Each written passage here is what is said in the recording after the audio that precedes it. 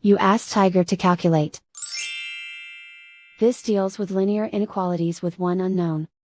The final result is u smaller than 7. Let's solve it step by step. Isolate the u. Divide both sides by 6.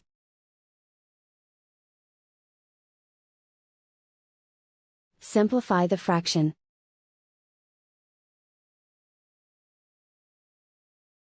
Find the greatest common factor of the numerator and denominator.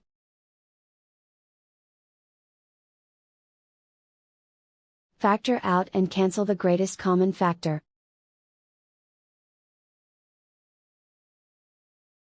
Plot the solution on a coordinate grid.